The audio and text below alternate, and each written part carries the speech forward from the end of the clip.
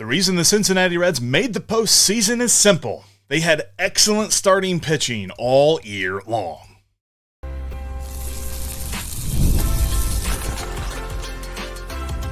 You are Locked On Reds, your daily Cincinnati Reds podcast, part of the Locked On Podcast Network, your team every day. Welcome into the Locked On Reds podcast. Locked On Reds is part of the Locked On Podcast Network. We are your team, your Cincinnati Reds, every single day. And my name is Jeff Carr. I've been hosting this podcast now for 7 seasons, and I'm glad that you're alongside me here today. Steve Offenbaker will be along with me the rest of this week. He's traveling currently today. On today's show, should a current starting pitcher be up for grabs in order to improve the lineup this offseason? We'll discuss later on in the show. In just a few minutes, I want to look at something that I was dead wrong about when it came to Reds pitching this year and what they needed to improve on. But we will begin with the best starting pitching the Reds have seen in 58 years. That's all on today's Locked On Reds podcast that is brought to you by FanDuel. Right now, new customers can bet just $5, and if your bet wins, you'll get $300 in bonus bets to use across the app. Download the app today. All right, it's pretty clear that the Cincinnati Reds were a postseason team because of their pitching. Their starting pitching was the number one reason that they got to October, that they got to the wild card. I get it. The Mets collapsing was a big part of that, but the Reds still had to win ball games. They didn't win ball games the last couple of years when they had to, and they did this season because of their starting pitching. There were a couple of performances that you go back and you say, man, Hunter Greene, Nick Lodolo, Andrew Abbott took over that game. Even Brady Singer a couple of different times took over ball games. But this starting pitching staff was so impressive all year long, to the point that there was only one team in Major League Baseball that had more wins above replacement from their starting pitchers, and that was the Phillies. The Phillies are, or at least entered the postseason as favorites to win the World Series. Since they lost game 1 in the NLDS to the Dodgers, that's changed, but there's a reason for that, because even after they lost Zach Wheeler, their starting pitching didn't miss a beat, because they have great starting pitching. So did the Reds. In fact, the Phillies, at least according to FanGraphs, got 21.5 WAR from their starting pitching. The Reds got 16.1. So that is a bit of a gap there, but the Reds had over 1 WAR more than the third place team when it came to starting pitching, which ironically was the Milwaukee Brewers. But the Reds had the second best starting pitching in all of baseball, second best in National League, but the Rangers were right behind them, not the Brewers. But it's still cool to see how well they ranked amongst the rest of the league. And then whenever you break it down individually as well, like when it comes to WAR, they had 2 guys in the top 26. So, FanGraphs always breaks it down by qualified pitchers and things like that, guys who threw a lot of innings.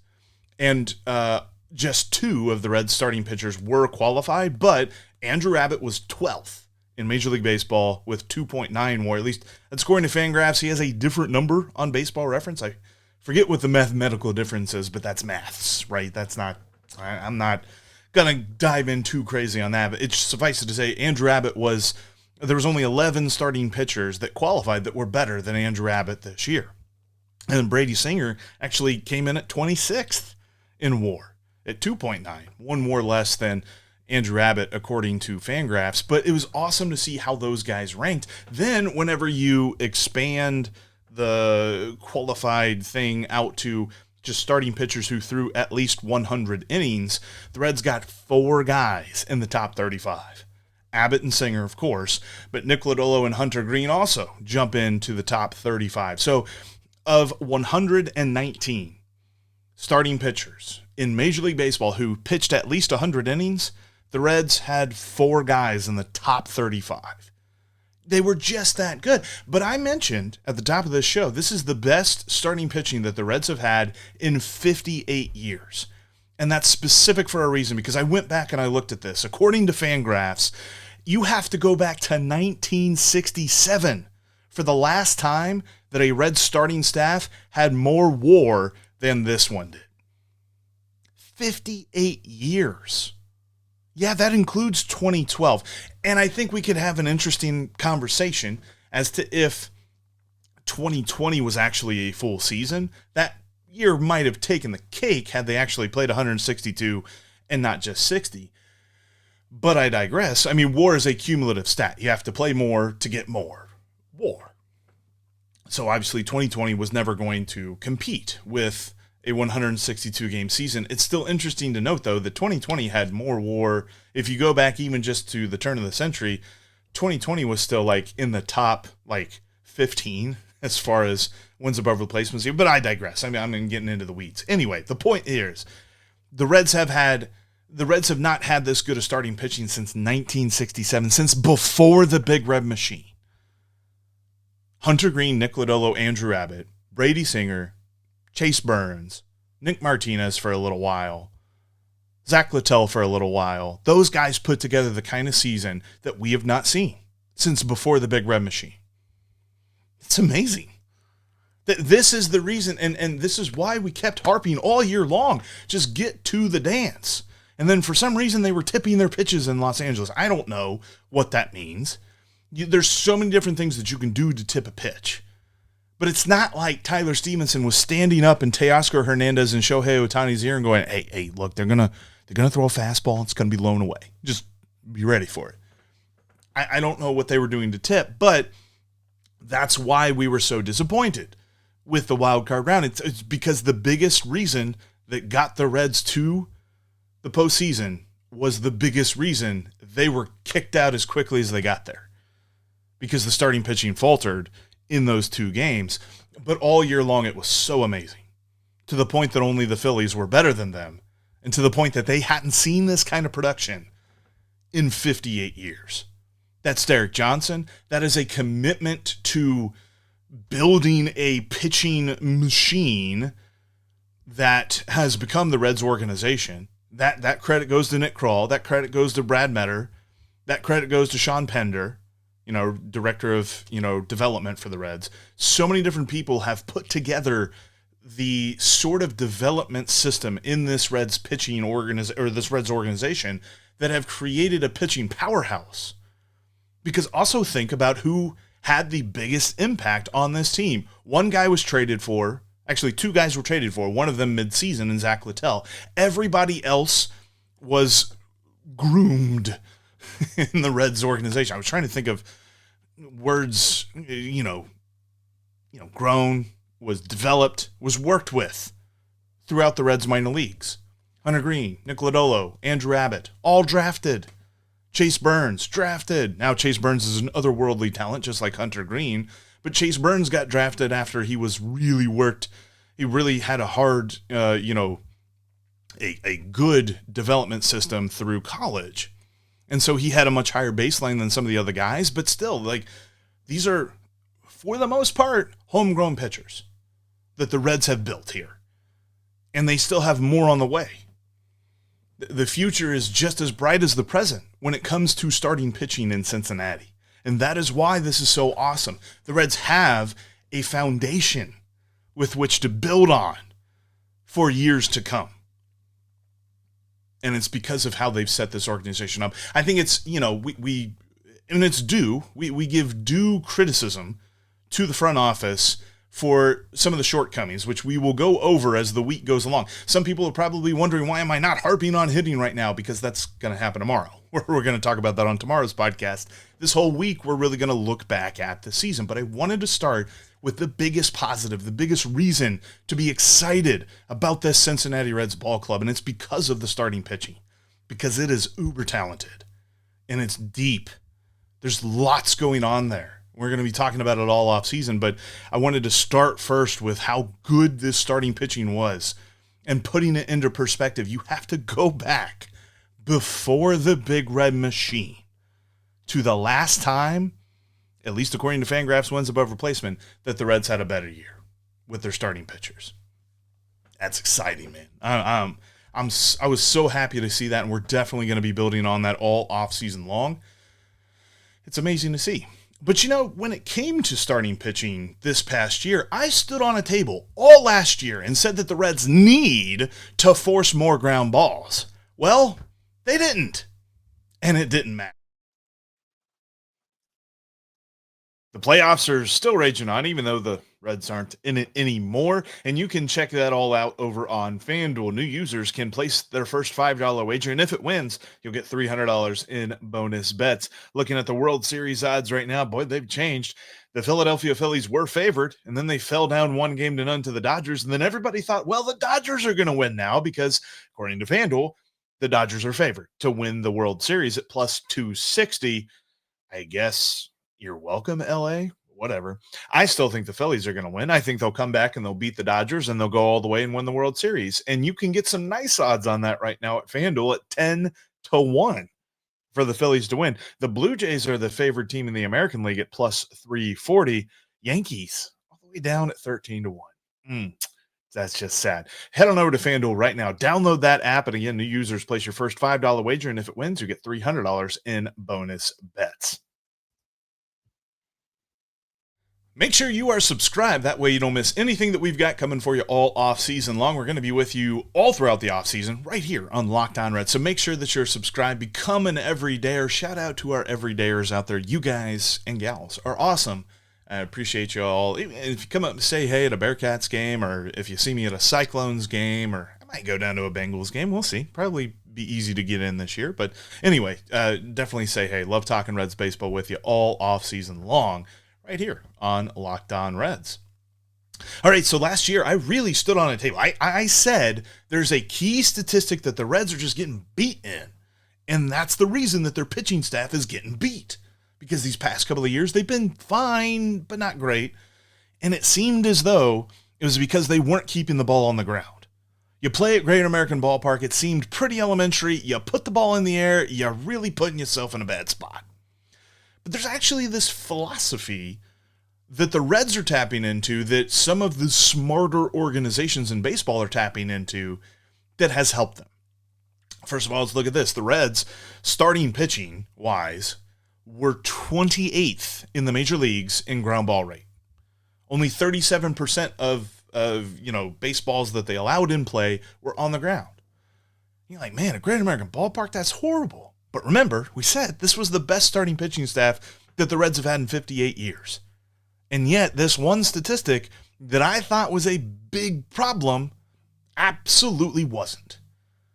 Because there's a philosophy that's going around Major League Baseball, and I had this conversation with our friends up at Locked On Guardians. And I deem the Guardians as one of the smartest organizations in baseball. But them and the Rays and some of the other teams that, they don't spend like their hair's on fire, but they have good ball clubs nonetheless. They all know what's going on. And right now, the analytics around pitching say fly balls are okay. No matter where you are. It's not like a qualifier as far as ballparks go. They even say this in Colorado. Colorado's not tapping into it. Colorado just wants anybody that can pitch. They're not looking for specific traits of pitchers. They're like, can you be a good pitcher? That's all we hope. But this philosophy that are going around some other ball clubs is that if their pitchers allow 1,000 fly balls, it's an arbitrary number, but let's just say 1,000 fly balls in a season, then 50 of them will be homers, and 50 of them will be extra base hits, and the other 900 will be outs. So you live with the 100, and you win with the 900. That's kind of the philosophy that's going around. And it worked for the Reds. The Reds were actually, as far as launch angle goes, and everybody, your eyes glaze over, but bear with me, when it comes to launch angle, that's talking about, okay, you're allowing the ball to fly more. But the launch angle, combined with the fact that the Reds were really good at limiting hard contact across the board, meant that they were getting outs in the air. As much as that seems not improbable, but not plausible at Great American Ballpark, they were figuring this out because they did that thing that we've been begging them to do for years and years and years. When they weren't missing bats, they were missing barrels. They were one of the top 10 teams. They were 8th in limiting barrel rate this past year. Starting pitching was. Because the starting pitching was just so good at limiting everything else. I mean, they were good at strikeouts, they were good at limiting the walks, and they were good at limiting barrels. And when you're good at all three of those things, you're good. And you don't need to worry about where the ball is going as long as you know they didn't get the best part of the bat on the ball. And Reds pitching was so good at limiting in that. And in fact, you even take it a step further and you look at hard hit rate.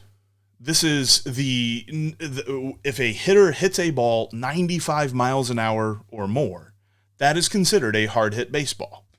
Only the Phillies had a better time limiting hard contact than the Reds did. The Reds were second in all of Major League Baseball. When opposing lineups stepped up to the plate, and for whatever reason, this doesn't include the Dodgers because it seems like the Dodgers just killed them whenever they faced them, but I digress. When opposing hitters stepped up to the plate, if they were getting hits off of the Reds, they were lucky.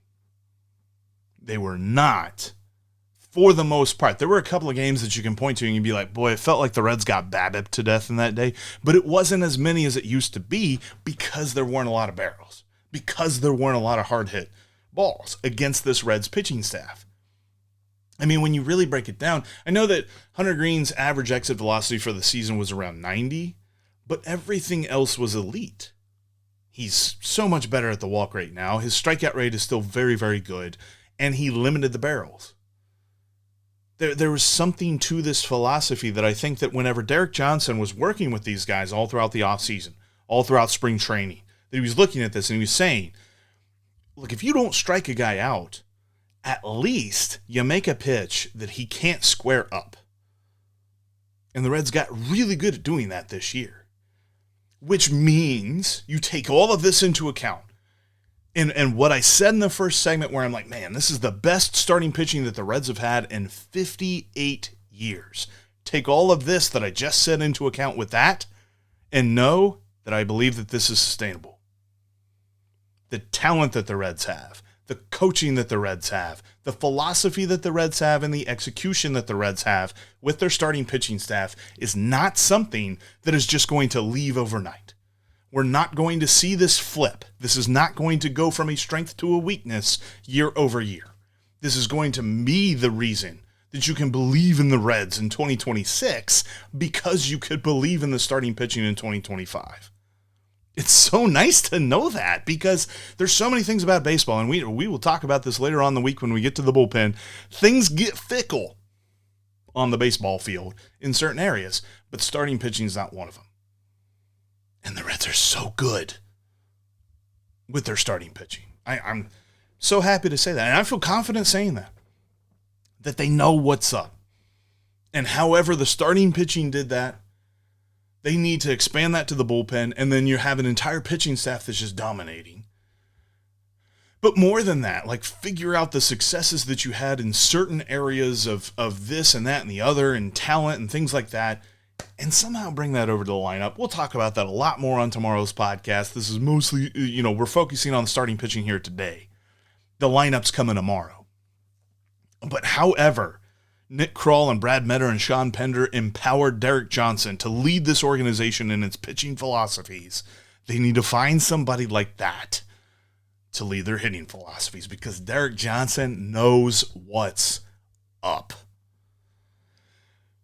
But when it comes to all of this, the starting pitching and how good it's been, some believe that this strength is so strong that the Reds should tap into it for a trade.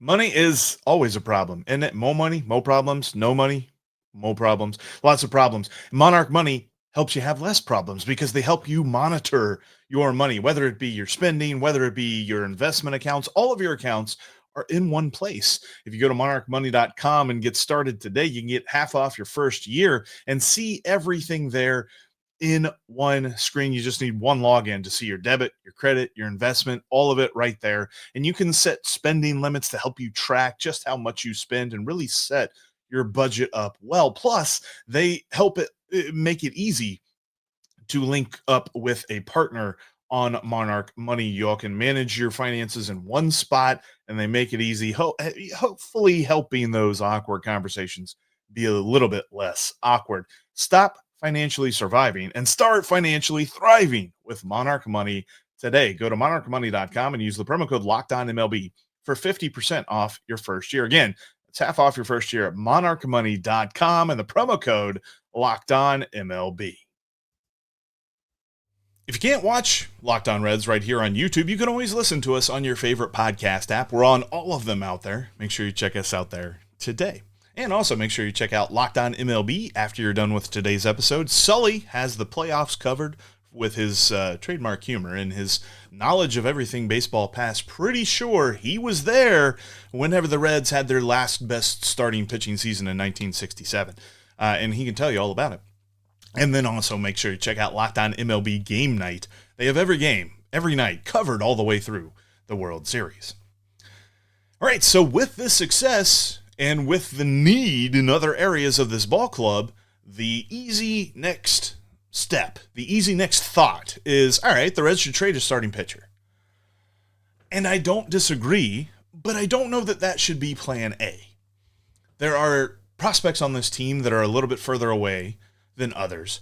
There is talent in some areas that it feels like there's not really a clear plan for. There are multiple guys who can play one position that I think that the Reds should explore those options before they get to the starting pitching staff. That being said, nobody's untradeable. Nobody is untradeable on this ball club. You have to come up with a crazy offer to take Hunter Greene or Elly De La Cruz off of the Reds' hands. You probably have to come up with a really dang good offer to get a guy like Nick Lodolo or Andrew Abbott or Chase Burns. But none of those guys are absolutely untouchable. Their name comes up in a conversation on the phone. Nick Krall should hang up the phone right then and there. There's nobody like that. And while I think it's unlikely that there are certain guys that are traded, if the offer is there, Nick Krall should not be the first one to say no. At least not to the point that he stops talking. Like, I think this offseason is going to be very divisive. Divisive makes it sound super negative. It's a crossroads type offseason because it is clear that the Reds cannot sit on their hands and expect everything to progress forward and get better to the point that, no additions are necessary. But it's also understandable if those additions do not come from the free agent pool. There's Kyle Schwarber out there, but more so than the fact that I don't know if the Reds can win a bidding war, I just don't think they will. I think it's going to be the Phillies or the Cubs. The Phillies or the Cubs are going to take Kyle Schwarber, and then if it ain't them, the Yankees might swoop in and grab him too. Everybody knows how good Kyle Schwarber is. It's not just the fact that he's from Middletown. It means he's going to pick the Reds over everybody else. He's going to go for the best offer that's for him. Every Major League Baseball player will tell you this. And we'll get into this a little bit this offseason, but the idea of a hometown discount is so ridiculously rare and so ridiculously unfair to expect from any player out there. They have a finite amount of time that they get to play this game and make this kind of money, and so you make as much as you can for as long as you can. That should be the expectation for any one of these players, especially with the economic changes that we are all expecting after next year. So because of that, I think that the Reds' best avenue is not necessarily Kyle Schwarber, because if they put all their eggs in that basket, they are not in control of that basket. Kyle Schwarber is. So you want to have other plans in place, and I think that the best avenue for the Reds to get better this year is through a trade or two. Like I said, lots of square pegs for only a couple of square holes, and some of the holes are round, and they don't necessarily have a bunch of round pegs to fill those holes. And so they've got to figure out how to get the right pieces in place. A lot of that's going to have to be shuffling around of the roster, trading guys here, moving them there, things like that. And I don't believe that the correct answer, because we've seen it now for a long time, the correct answer is not just moving somebody to a different position. Keep trying that, and it hadn't worked yet.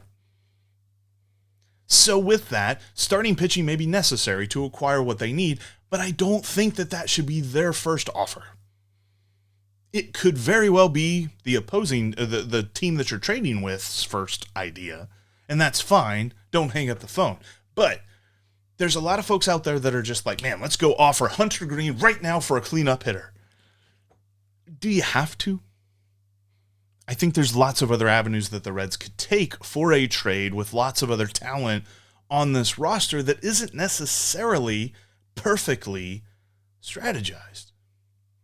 And so with that, I don't want to stand on a table and say, yes, you must trade this guy. You have to trade. But I'm also not saying no. I think that if I were to get an offer from an opposing GM, if I were Nick Krall and they said, we want this starting pitcher, the name that I would first want to hear is Brady Singer, because Brady Singer has one more year of team control left and then he's a free agent. And he just had a really good year. I think that's the tip top of his value, though. I don't necessarily know that he's going to get much better than what he pitched this past season. It's very likely he has another season just like this one, but then he's going to hit free agency and you got nothing to get for him at that point. So if you're going to trade somebody, Brady Singer's the guy. And if Brady Singer's not the guy that people are talking about, then if I'm looking at the big three, because everybody's going to talk about the big three, Hunter Greene is not the first guy that I'm looking at. It's Nick Lodolo. Nick Lodolo's got some really weird injury history, and it's not to the point that you call him injury prone, but it's things that crop up that just, they don't make a lot of sense.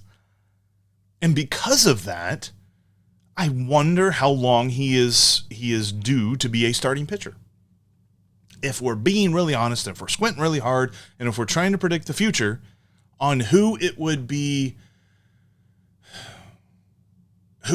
less of an atomic bomb to trade out of the big three of Greene, Abbott, and Lodolo, I think it would be Lodolo.